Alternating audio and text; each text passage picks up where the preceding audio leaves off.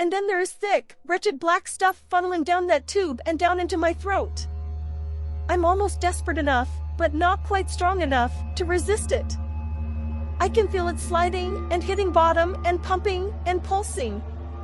My heart rate is erratic, my breathing is erratic, my ability to comprehend the situation is every bit as erratic. I struggle as much as I can against the restraints, but all my effort and all my strength of arms musters up not more than the faintest whimper. But Rachel hears it. She moves to my side, and she holds my head, and says, in soft enough a whisper that only I can hear the words, "Don't follow her, Brian. Don't follow her. Please, Jesus. I need him here. I need this win." But I begin to fade all the same. One by one, as the spikes on the EKG slow to sporadic pulses, I see the nurses turn to each other and shake their heads. One by one, that is, until there is only a trembling Rachel there, and she's holding on for me tight enough for everyone in the room. "Call it," the doctor says, just as the darkness swirls in and I feel like I'm starting to fall away. The conversation carries on as I pass. 2:32 a.m., one nurse says. But I can hear Rachel screaming in protest, "No. He's not gone. There's still time to save him, there's still." But she's wrong. I'm already gone. Her voice and her face, those things are behind me as I pass.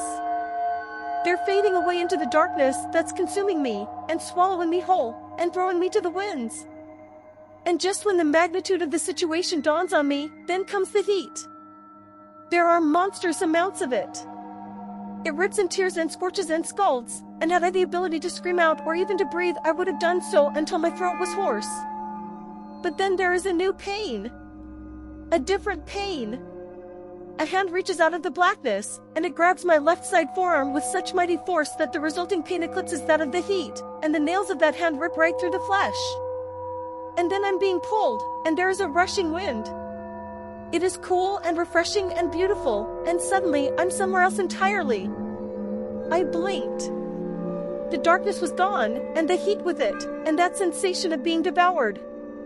Instead, those things had been replaced with starlit clouds as far off in every direction as the eye could see.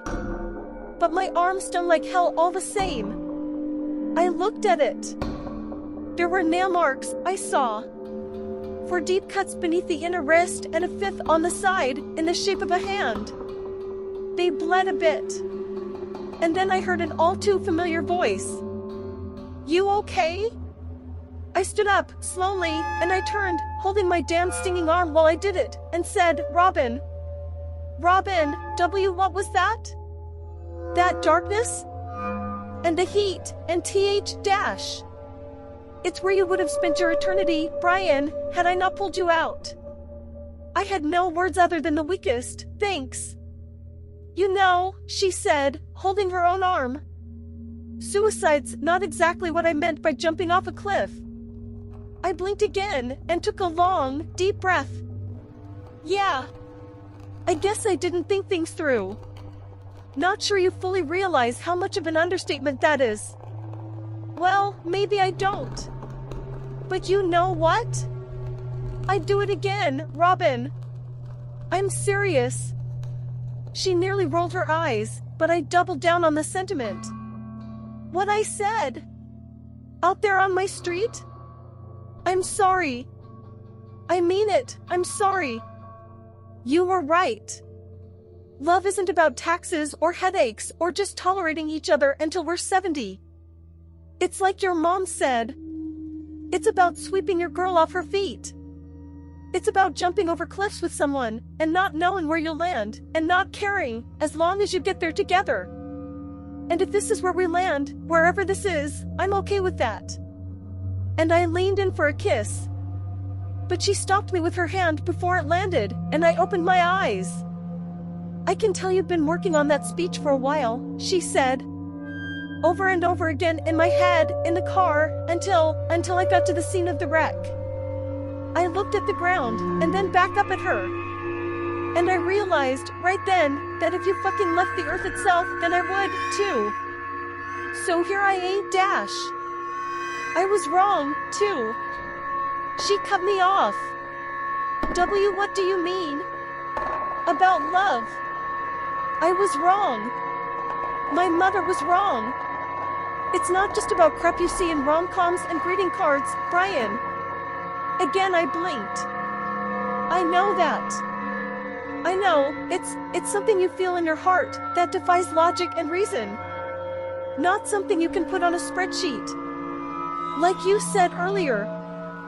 She sighed a bit and then said, "Can I show you something?" I guess so. Sure. And then she took my hand, and infinity rolled in and faded back out, and all of a sudden we were somewhere else entirely. Are we, Dash? On the Ferris wheel? Yep. Turn around.